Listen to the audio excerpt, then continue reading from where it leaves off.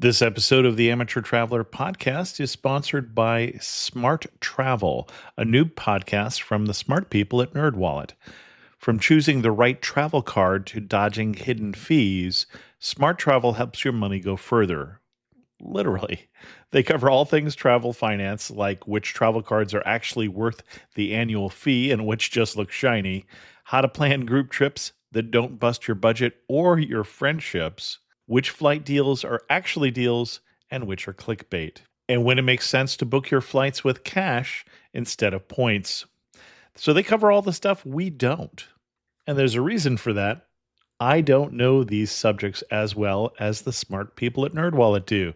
So if you're looking for information about financing your travels, check out Smart Travel. Travel smarter and spend less with the help from NerdWallet. Follow Smart Travel wherever you get your podcasts.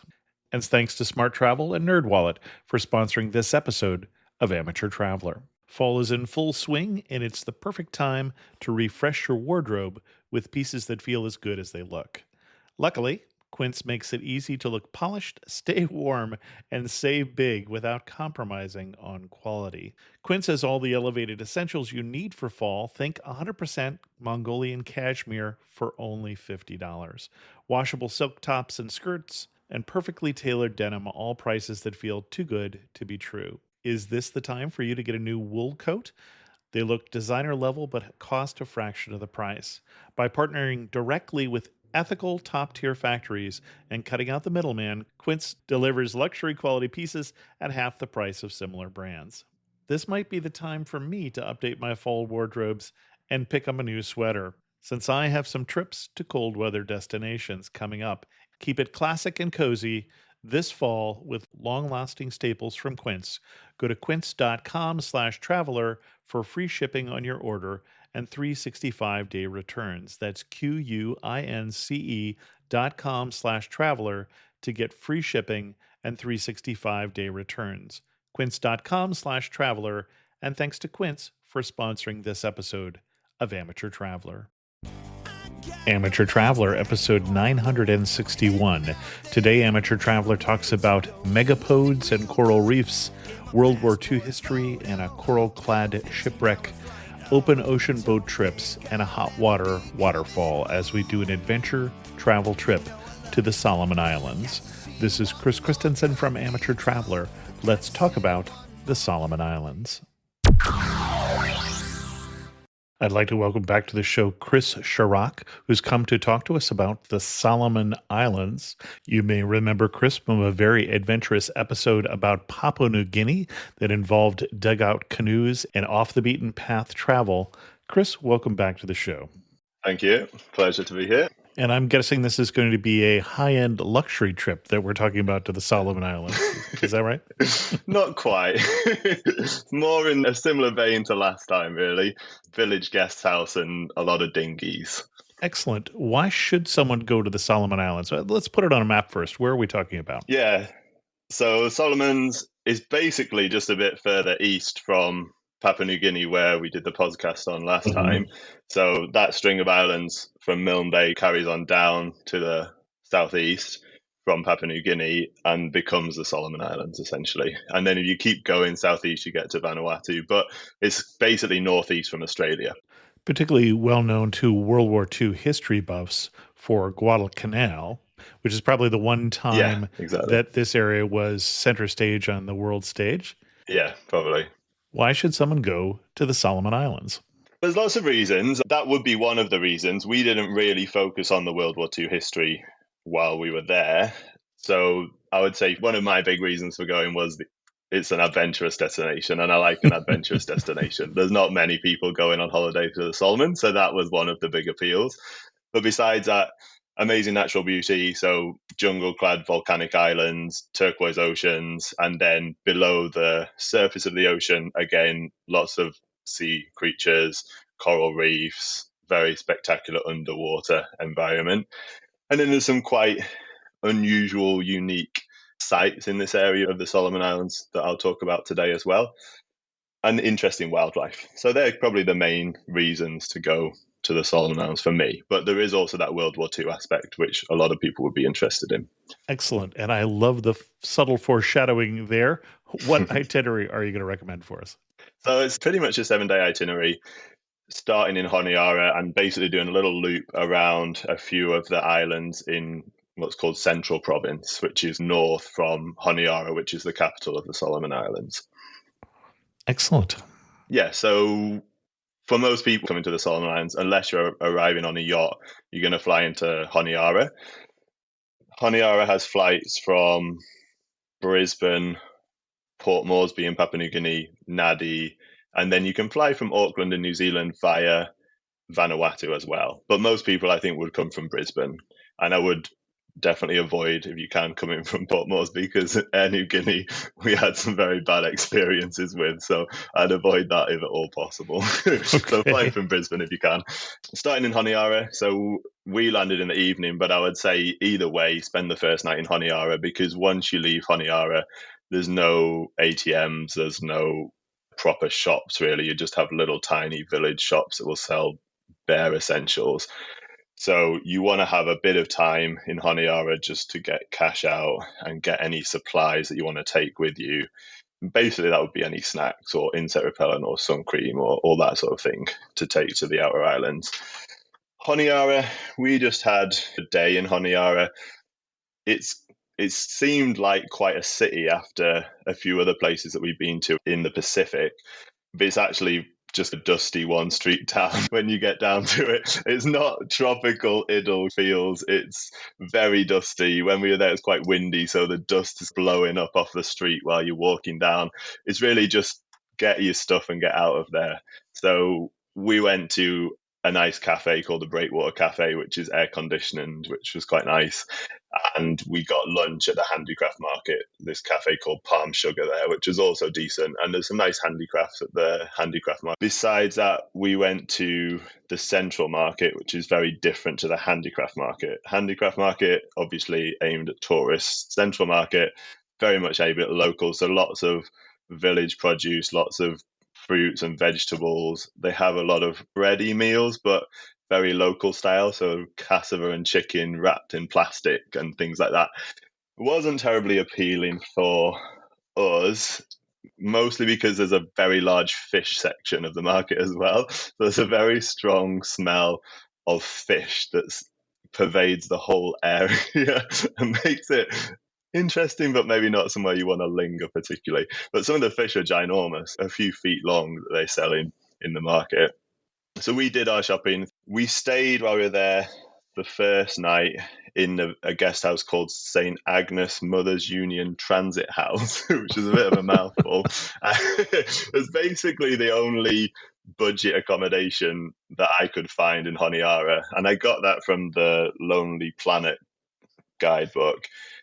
Every accommodation that I found in Solomon Islands was quite difficult to get hold of and get a response from. So if you are booking anything, just email a few times until you get a response. So this was one of those, but we did manage to book a room. They have a shared kitchen, which was nice, and the room had an ensuite, which was good as well. Caveat, they have really low ceiling fans, so when I was getting changed, I did slice my finger a couple of times. It was quite dangerous, especially for a slightly taller person, so that's something to watch out for if you do stay there. But it was quite good and it was reasonably affordable. I think it was about $40 a night per person, so it was fine compared to the other stuff that's all over $100 and probably not great quality anyway. So we stayed there, and then the next day we went down to the boatyard where the dinghies go to the outer islands. So the first stop out of Honiara would be Savo Island, which is about 40 kilometers from Honiara. So it's a decent stretch of ocean that you've got to cross. Now, you can arrange with Savo Sunset Lodge, which is pretty much the only accommodation provider on Savo Island, and they will arrange a transfer. They have their own boat, so they can come and pick you up. And realistically, after the experience that I had, that's what I would recommend because they can come and pick you up in the morning and take you across in the morning And it's probably not going to be exactly on time, but you will know roughly when you're going to be leaving. And the morning is definitely the best time to go because as the day progresses, the waves get bigger, which is something we discovered while we were there. So it was a bit of a windy day when we were planning to go across, but we passed around at the boatyard, which is next to Point Cruise Yacht Club. So Point Cruise Yacht Club you can find on Google Maps, and just next to it there's basically this big dusty rubbish strewn yard area where there's lots of these dinghies, and that's where the boats to the outer islands go to. Okay. One thing we should say before you get too far towards Savo Island, as one of those World War II history buffs, Savo Island I recognize from the Battle of Savo Island, which is a great naval battle that happened. Yeah. And we didn't say that the main island is Guadalcanal. So yeah, exactly. So if you it wanted is to do Guadalcanal. World War II history buff, you should probably do that before you leave the big island. Yeah, and I think the Battle of Savo Island was basically in the space between Guadalcanal and Savo Island. I think that's my Right. understanding. And they call that area of ocean Iron Bottom Sound. And I think that's because so many Right. of the ships have sunk there. And I really wanted to do some diving because it's meant to be a great dive location, but there's no dive shop in Honiara. So you either have to do a liveaboard, or I think you can go across to Tulagi, which is across Iron Bottom Sound, and I think there's a dive resort there maybe, but that wasn't really on our itinerary. So yeah, it would have been great to do a bit of diving on the wrecks, but it's not actually that easy to do because there isn't a dive shop in Honiara. Yeah, which surprised me. I think it shut down during COVID and nothing had reopened by the time I went there.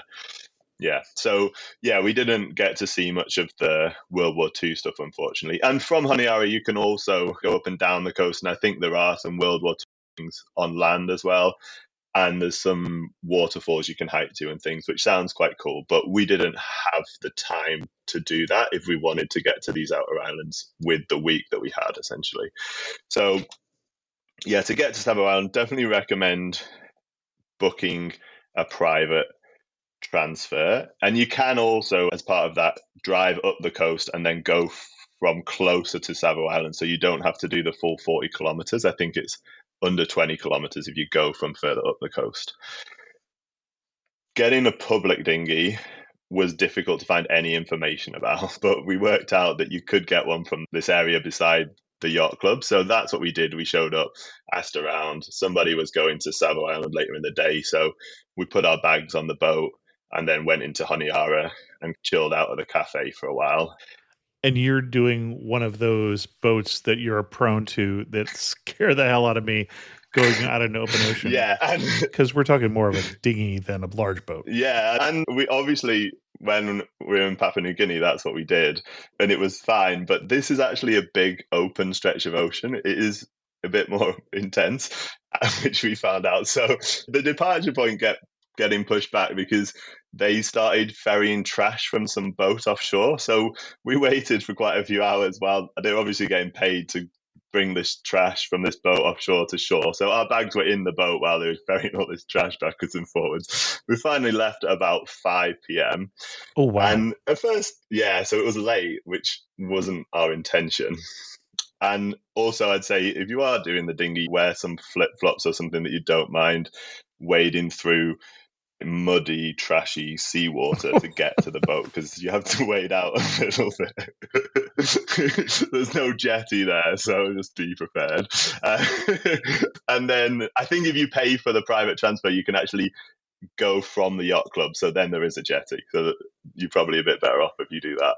Anyway, started off quite calm and the waves gradually got bigger and bigger until I wrote in my diary they were 5 meters, which they probably weren't 5 meters, but they felt very large and it was very scary because the boat is about a foot high, basically. So it's quite a small boat and the waves were really big and we would be zipping through the troughs of the waves and then they're breaking as well. So he would go round the breaking bit and over the top of the wave.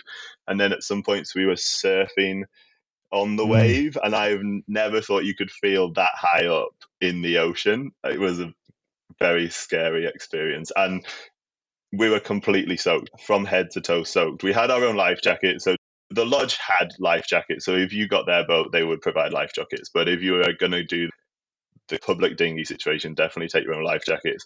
And either way, definitely want some dry bags for your electronics, because there is no way of keeping dry. Like, even on the less rough boat journeys, you're going to get splashed quite a lot. So you definitely want to have dry bags for your stuff, because it really splashes. So it was quite scary. It went dark part way. We were supposed to be going in convoy as well, but the other boat left us behind, so we were just on our own.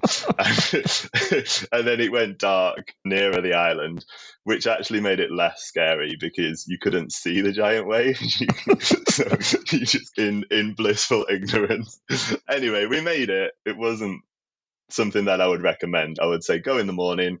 Also, we found out later, June, July, they get these eastern winds, which mean that the seas are rougher. So outside of that time, I think you still want to go in the southern winter, but it sounded like June and July, the waves are a bit bigger. So maybe avoid that time or travel in the mornings, because it's much calmer in the mornings. We just ended up in a bad situation because we didn't want to pay more for the private boat, which we learned our lesson.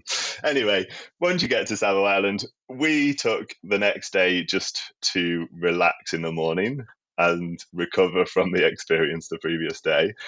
And in the afternoon, then we did our first excursion. So Savo Island, it's about 31 square kilometers, so it's decent size. There's no power, there's no road, there's no vehicles. There's a path that goes around the edge, and pretty much that's where all the people live. I don't know if it's continuous, but a string of villages all the way around the edge of the island. And then the center is this volcanic, jungle-clad center of the island. Savo Sunset View Lodge is on the north coast, but you do get a really nice sunset there, hence the name. Hi, I'm Kristen Bell, and if you know my husband Dax, then you also know he loves shopping for a car. Selling a car? Not so much. We're really doing this, huh? Thankfully, Carvana makes it easy. Answer a few questions, put in your VIN or license, and done. We sold ours in minutes this morning, and they'll come pick it up and pay us this afternoon. Bye-bye, truckie. Of course, we kept the favorite. Hello, other truckie. Sell your car with Carvana today. Terms and conditions apply. I'm always looking for ways to show my cat how much I love her. And with Fancy Feast gems, I can pamper her whenever I want with a savory gravy on top of a gourmet mousse pâté. The pyramid shape makes serving simple, so all I have to do is peel and plate to make mealtime feel extra fancy. And with 2 entrees in every pack, it's easy to turn every day into the extraordinary. Fancy Feast gems. And so from there, we got a boat just about 10 minutes along the coast to this dry riverbed, which was where this hike up the volcano started. So the first thing we did there was this hike up the volcano. Started up this dry stream bed. Again, would be probably better to do it in the morning because it would be cooler. We did it after lunch, so it was quite hot and it was quite open. So you were in the sun for quite a while to start with. You got great views of these precipitous hills covered in jungle, which was quite impressive. As you got further up the stream bed, then it narrowed into this jungle-clad gorge with all ferns, and the river there was still flowing. So it was this warm water that was flowing down from the volcano. And as we followed it up, it gradually got hotter and hotter until the river was steaming. We took a right turn up this tributary, which was where most of the water was coming from. And that was even narrower, and the water was still getting hotter, and lots of ferns and vines and things. And they had these hot waterfalls in places. So there was areas where you had to cross logs that they put steps in to get across the stream, and then climb up these ladders they'd made from jungle materials over the waterfalls, or up the sides of the waterfalls. And one of the waterfalls was probably about 18 foot. So it was quite impressive. And it was all hot, steaming water that was coming down. So it's a very interesting, different hike to do. As you got further up, then there's the hot water was coming down the hillsides. And at the edge of the stream, there was all these rock formations, red mineral deposits from the volcanic water, and stalagmites and things coming down the side of the gorge from all the minerals in the volcanic water. At the top, then it opened out into grey, yellow rock where steam and boiling water is bubbling up through the rock and at the start of the stream. And there's a pool where people cook food, apparently. There was a point where our guide, who went by the name Tom and also John, so interchangeable names for the guide, but at one point he said, this bit you must walk fast, and it was basically because the water was boiling out of the ground. You just had to walk across it quite quickly. So definitely wear decent shoes. We had proper shoes on for the hike, which would definitely be essential. So yeah, we got up to the top, and there's all steam and very sulfurous smell up there as well. He said this is a crater. It doesn't look like a traditional ring crater. It's more a valley where there's side bits of stream and just stuff bubbling up all over the place, basically. So that was interesting. We hiked back down the same way, which was quite cool because you're in the forest and it's all jungly. And then as we got lower down, we got back to where the locals live and where they cultivate, and we passed some women who were husking coconut. So one of the big, I guess you can't call it an industry because it's not industrial at all, but one of their main money earners, I guess, is copra. So that's the meat from the coconut, basically. And they have coconut plantations all around the edge of the island. And these women were scraping out the dry coconut meat from inside the coconut. And then what they do, we saw this all around the edge of the island as well. They dry it in the sun on the beach, or they have these kilns where they light fires to dry the coconut meat, and then they'll bag it up and take it off to Honiara to sell. And that's the copra. And then apparently it's then pressed, and that's where they get the coconut oil from, which is used in cosmetics and soaps and things, which was something that we learned there, which was interesting. So we saw all the stages of it, the coconut plantation, the husking of it and the drying, and then we saw them all bagging it up and chucking it on boats to take it to Honiara as well. So that was an interesting thing to see. Once we got down from the hike, the plan was then on the way back to go and swim with dolphins. So there's a pod of dolphins that live in a cove quite close to Sunset View Lodge.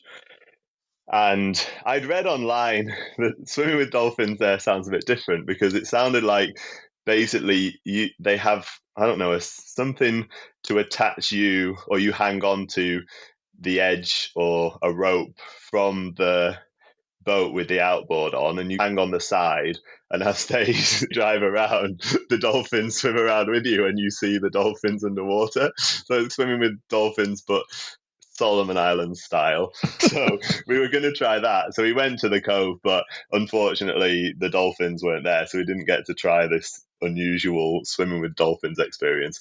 I think, like everything else in this story so far, it would have been better in the morning. I think generally they hang around in the bay in the morning and then they go out in the afternoon. So I think maybe in the morning you'd have better luck. But obviously any wildlife thing, you never guaranteed. So we didn't see the dolphins, but we still had a great trip out anyway. So then we went back to the lodge. And the lodge is interesting. It's not like what you would imagine, or what I would imagine on an outer island in the Solomon Islands, because I generally would picture a rustic bungalow situation in a village, whereas this is got quite a big dining reception hall area down by the beach, and then behind that, up a hill a little bit, is a rather large 2-story building where the accommodation is. So it's a small hotel size. I think it was built by a previous prime minister of the Solomon Islands, and it's still run by his son Bernard. So I think that's how these people from Savo Island had enough money to build a 2-story hotel on Savo Island, basically. It's not fancy. So we actually gate crashed a nun's retreat while we were there. So I had emailed him ages ago and booked it. I had a nickel for every time I've done that. But I messaged him maybe a few days before just to reconfirm, which was a good job because he said they were fully booked. And I said, I did book in April or whatever it was. So he obviously honoured the booking, but I think normally you would be downstairs in this accommodation block. And from the look of it, I think they have en suites and stuff downstairs, but we were upstairs down this spooky corridor and they couldn't find any keys for the rooms when we got there. So you had to break into the room with a knife down the side to unlock the door. It's a little bit rustic. And the toilet was down the corridor, which was fine. It was a really nice, well, it wasn't a really nice room. It had 2 single beds. That was pretty basic, but it had a nice balcony. So the balcony looked out over the ocean and past the palm trees and stuff. So it's quite a nice tropical view from the balcony. In the evening, after we got back from the hike, it was the end of the nuns' retreat. It was their last night. So we got invited to the Moo feast. But the Moo is when they cook the meat underground using hot rocks. I think they light a fire and heat the rocks, and then they put the pig in the hot rock lined hole in the ground and cover it over, and it cooks for ages. I think they put the vegetables and stuff in there as well. So we got invited to the feast, which was quite fun. So we ate this pig cooked in the underground Moo oven and chicken, and they had megapode eggs as well. We'll get to the megapodes in a bit, but I did not intend to eat megapode eggs while we were there, but they had cooked a load of megapode eggs, so it seemed rude not to try it. So I'll explain what a megapode is in a bit. But yeah, so we had this Solomon Islands traditional feast, which was cool. And then at the end of the feast, the nuns put some ABBA on, so they brought a speaker with them. So we danced and the nuns danced to ABBA and sang along on this little island in the middle of nowhere in the Solomon Islands, which was quite an interesting experience.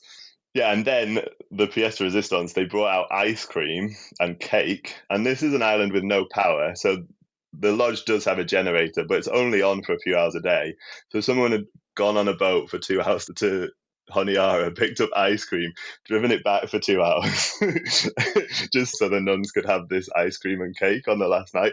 So that was really nice because it's really hot there, and we got all this. We had to eat it all at once because you couldn't leave it. So we like an ice cream feast at the end, and then the priest did karaoke, and the nuns had written a song that they performed as well. So it was quite an interesting cultural experience.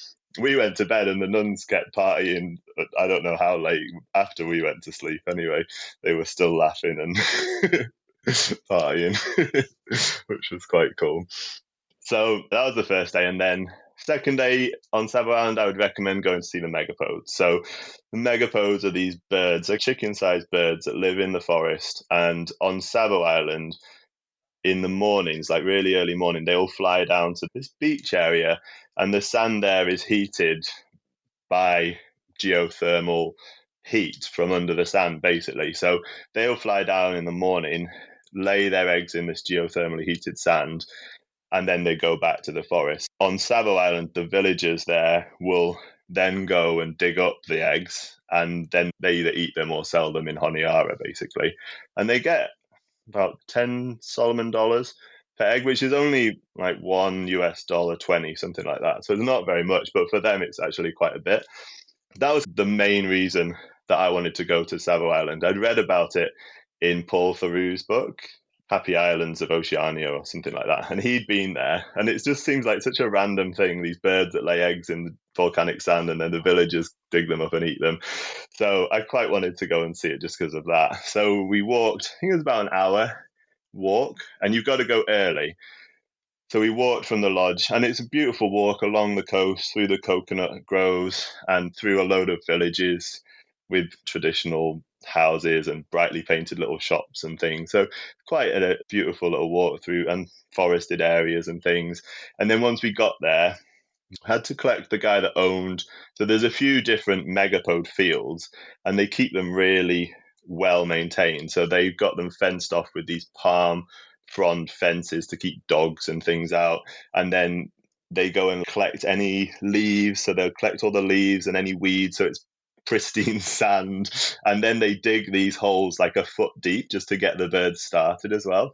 So there's different traditional owners for the different fields. So we picked up the guy that owned the field that we were going to go and see. And so we walked the rest of the way with him. And then in the forest there's maybe 15 guys all waiting to go in. So they have a set time at 9 o'clock every day when they can go into the fields. to collect the eggs, so the birds have got time to lay them. So we waited with them, and they let us. It's kind of heavily controlled, so they let us maybe 10 minutes before they were due in. They let us go down to see the birds, so we could watch through the palm frond fencing and see the birds. They're still digging holes or covering holes in and squawking around. So that was quite interesting to see. And then at 9 o'clock, they all streamed in and the birds fly back into the forest. And then we watched as they dig up the eggs. So they make these oval boards that they call pava that they dig the holes with. So anywhere where a hole's been filled in, they will then dig there to find the egg. And these birds dig them down to about 1.5 meters, so decent depth. And so they'll dig down with this board so far, and then they get in with their hands. And you can only see their legs sticking out, like they're right in to these eggs.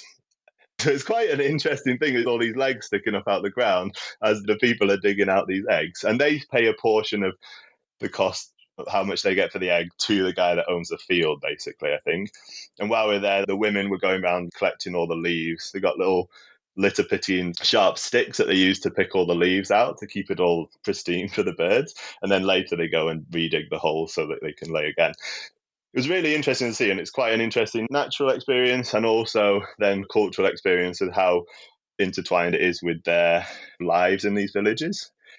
It's also a little bit sad because they don't really have any conservation practices. And from looking from outside, it would be straightforward to say for a week we won't collect the eggs or whatever.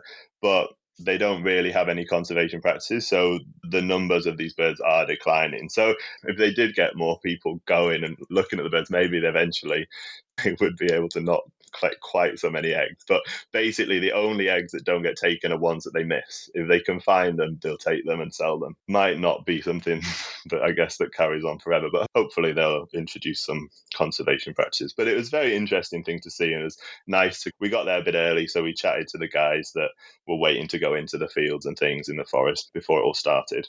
So that was a really interesting excursion. And then I guess the only other thing that we did while we were on Savo Island was some snorkeling. So right in front of the lodge, there's a beach and you can just wade in from the beach. They do fish there, so the fish are skittish. But there's nice coral and things, especially a bit further offshore. Lots of big boulders covered in coral and bits of drop-offs and things. And there's quite a lot of tropical fish as well once you get a bit further out. So that's quite nice. And it's quite hot there, so nice to get in the water and have a bit of a snorkel. There's always kids there as well, snorkeling around. So it's fun to snorkel a bit with them. And they have some nice hammocks on the veranda by the restaurant area. So it's quite a nice place just to chill out by the ocean, watch the sunset with a beer as well. So, nice place overall. The second part of the trip, we went to another island called, probably not pronounce it, but I'd say Ngela Island. So I think it's the biggest island I think it's maybe the Florida Islands, but don't quote me on that. It's basically about 40 kilometers northeast from Savo Island, so going round in a circle back towards Honiara. For this, we did not get a public dinghy. For this, we decided to pay for the private dinghy. Still came with a bit of a challenge in that the driver apparently got drunk the night before and went off to bed and didn't appear to take us. So they had to find a different driver. But that was fine. It was only about an hour delay. So we still got out in the morning. It was a bit choppy, but it was nothing major. And it took about a bit over an hour probably to get to what we thought was Ngela Island. But this guy, it turned out, wasn't the first choice because he'd actually never been there before. So we ended up on not quite the right island to start with. We had to ask for some directions. And there was a bit of Google mapping on our phones as well to get us to the right place. We may have hit the reef once as well, which wasn't ideal. But with our Google Maps and asking for directions in some random little stilt village, he managed to get us there. So even though it was not quite as planned, I would definitely recommend doing the private hire rather than the only other option to get from Savo Island to Ngela would be to do a public dinghy back to Honiara and then a public dinghy from Honiara to Ngela, which would take probably 2 days and probably cost not that much less than the private hire. So definitely not worth it.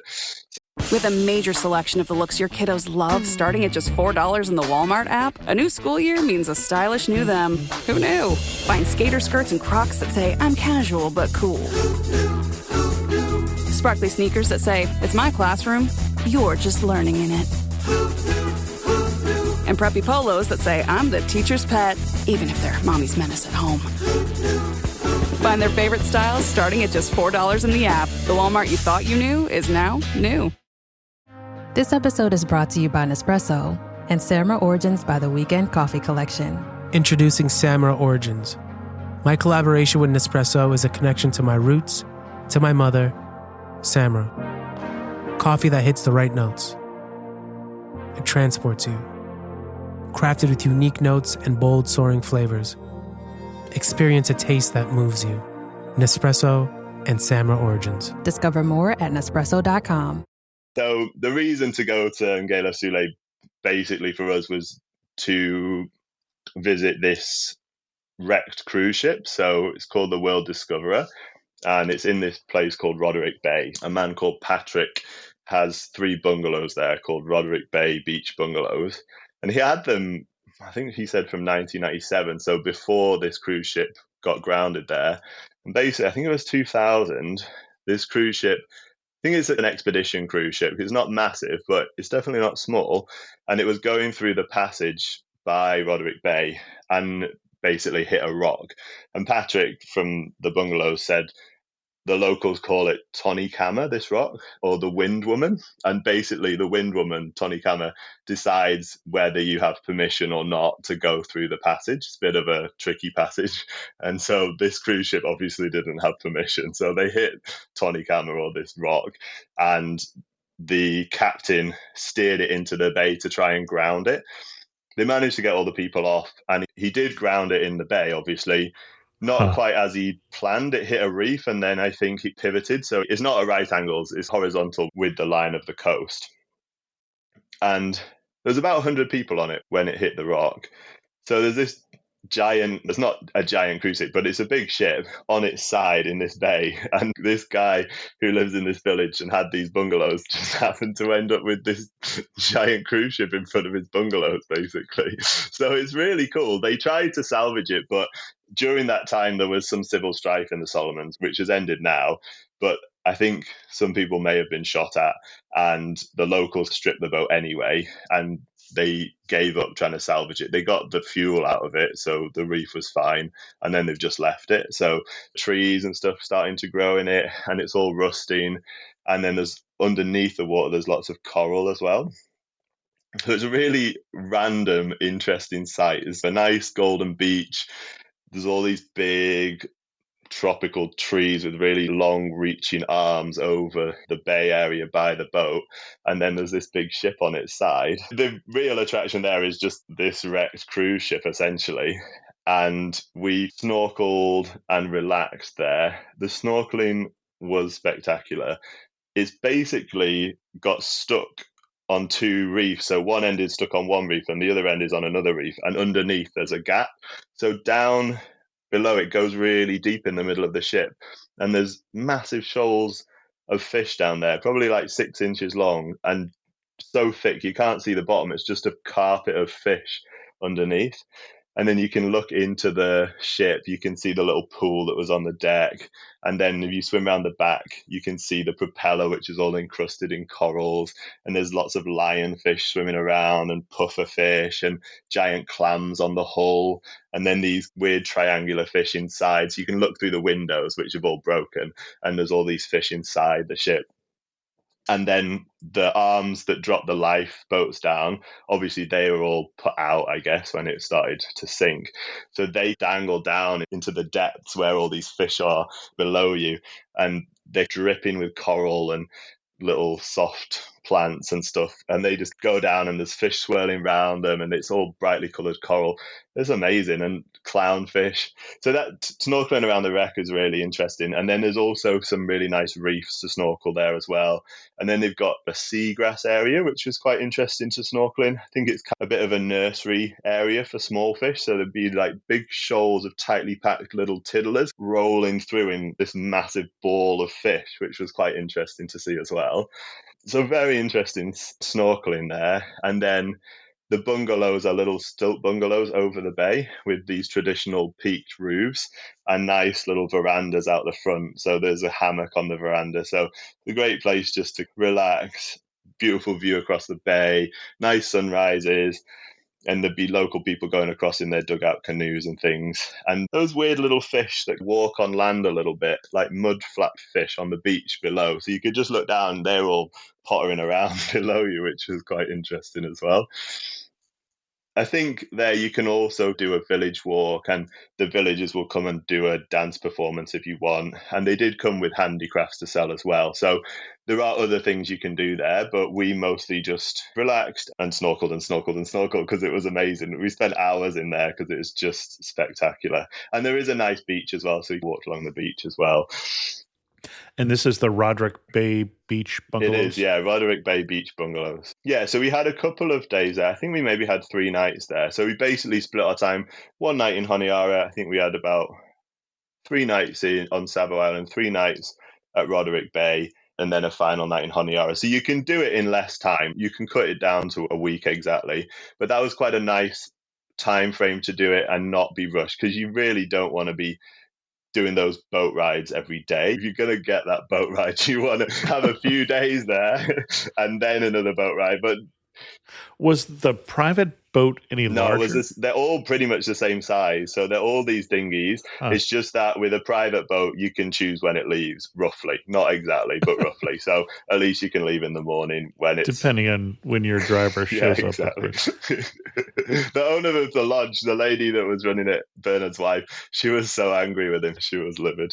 But thankfully, she found someone else who did get us there despite some slight mishaps. So we paid for that journey, but they said included in that, they'll take us to Honiara as well. So the boat guy from Savo Island stayed at the lodge as well. And then on the final day, he took us on the boat back to Honiara. Now, we hit the reef maybe a couple of times when we got lost. So on the way back, there was a little bit of water coming up through the bottom of the boat, which was a little bit intimidating. But he wasn't too bothered. So we carried on and we made it back to Honiara, which was great. And quite a relief after the interesting boat rides that we'd have. So we spent a final night in Honiara, which I definitely recommend. You don't want to get that boat ride and be going straight to the airport. You want to go straight to a hotel, have a shower and chill out, because even though it wasn't really that wavy on the way back, you still get splashed quite lots of sea spray. So we had booked a nicer hotel than, not there's anything wrong with St. Agnes, but a slightly nice hotel for the final night. That wasn't our intention when we left, but by the time we were going back to Honiara, we decided we were going to stay somewhere nicer. So we stayed at the King Solomon Hotel, which is, I guess it's a locally run hotel. So it's not spectacular, but it's nice. It's got a pool. It's got a very rundown gym as well. And it's got the Solomon Islands only, I think it's called vernacular railway. So one of those, it's like a lift, but it goes up the side of the hillside on little tracks. Vernacular railway, okay. Yeah. And which is quite old and doesn't always work, but that was quite interesting because the accommodation blocks are spread up the hillside. So you take this little vernacular railway up the hillside to your accommodation block. And there the pool had a nice view across Honiara, or it had a view across Honiara to the ocean, which for Honiara was quite nice. And we just relaxed and recovered from the adventure that was the trip around the central province, basically. Yeah. And then obviously the next day we flew out from Honiara. So that's quite a night. It's an adventurous week itinerary in the Solomon Islands, but basically I think if you're going outside Honiara, it's going to be an adventurous week in the Solomon Islands wherever you go. The boat rides, if you want to get to the smaller outer islands, the only way is to go by boat. The way to manage it is to book a private boat transfer, and then you can leave in the mornings. But it's quite a doable week-long itinerary where you see some quite unique things in the Solomon Islands, and you get away from the main island of Guadalcanal and see a bit more than you would if you just stayed there. Interesting. Since we're back on Guadalcanal and you're about to fly out of the international airport, for World War II history buffs, that international airport is Henderson Field, where most of the fighting, or a lot of the fighting, happened during World War interesting. II. So you are actually seeing something historic, because that field was built by the Marines, I think, or the Seabees. Is now the international. It has quite a nice, but with a lot fewer bonsai attacks now. I would suspect it's got quite a nice departure terminal now. Actually, I was quite impressed. Air conditioned. Before we get to some of our wrap up questions, anything else that people need to know before they book a trip to the Solomon Islands for the 3 people you didn't talk out of it already? Hopefully it wasn't that bad. I think I've covered it really. Obviously, you need to be prepared for a bit of an adventure. Definitely, if you get in the boats, take your own life jacket, take dry bags. Were you traveling to multiple countries carrying your own life jacket? Because those are bulky. No, they just fit around your waist. So it's a little like a belt, and it's a self-inflating one. And you just need to check that the canister for the self-inflating one is fine for taking on a plane, which it was. Occasionally, I think in the Solomon Islands, maybe one of those places, or Vanuatu, they pulled me back after we'd checked in. They called my name and I had to go and show them the canister. So I got to go behind the scenes in the airport to open my bag to show them the canister. But yeah, that's the way to do it. So you get a self-inflating one so it doesn't take up too much space. Okay, got it.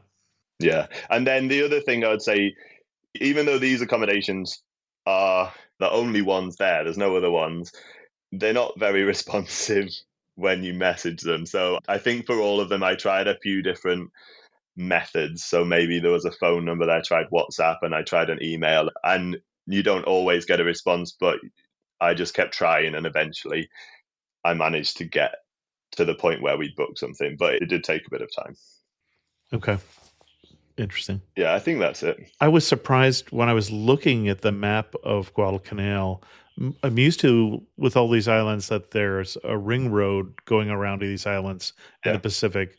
The ring road doesn't even go all the way around Guadalcanal. No. Which is obviously the main island. So you were off in the deep end here. Yeah, straight as soon as you leave Honiara, basically, you're out of there. On both islands we went to outside of Honiara, there's no power, there's no roads. Roderick Bay, beach bungalows, there's no phone signal either. So that's probably partly why it's hard to get in touch with people, because they only answer their emails when they go to Honiara or hike up the hill or something. Interesting. Yeah. As we get to wrap-up questions, you know what they are. You're standing in the prettiest spot you saw on the Solomon Islands. Where are you standing, and what are you looking at? Yeah, that's a good question. It is really beautiful because they're just all jungle-clad mountainous islands wherever you go. But I think I would be standing on the beach at Roderick Bay. So you can walk out along the beach. It's this golden sand beach, these big, reaching tropical trees overhanging the beach, and then kind of tropical hilly island across the bay, and then the World Discoverer, the cruise ship on its side in the dipping sunlight. It does look spectacular. Excellent. One thing that makes you laugh and say only in the Solomon Islands. How long have you got? Only one thing. I'd probably say the boat travel. We traveled on boats in a lot of different countries in the Pacific because this was part of a multi-country trip. And only in the Solomon Islands was it that extreme. Those boat trips were wild. Excellent. And if you had to summarize the Solomon Islands in just 3 words, what 3 words would you use? What 3 words would I use? Probably say unique. The megapodes and the World Discoverer especially, some really unusual, unique sights to see. So unique, I would say intrepid. So it's definitely an intrepid destination. And I'd say spectacular. The scenery is spectacular. The mountainous islands, the jungle, and then the underwater, the ocean, all spectacular. So yeah, they'd be my 3 words. Excellent. Our guest again has been Chris Shorrock from travelobscure.com. And Chris, if we wanted to send people to your best post on the Solomon Islands, where should we send them? Yeah, I've only got two. So I would say the one on Savo Island, because that covers the volcano and the megapodes, which is quite cool. Great. I'll put links to those in the show notes at amateurtraveler.com. Chris, thanks again for coming on Amateur Traveler and sharing with us your obvious love for the Solomon Islands. Thank you. No, it's been a pleasure. Cheers. If you thought goldenly breaded McDonald's chicken couldn't get more golden, think Golder!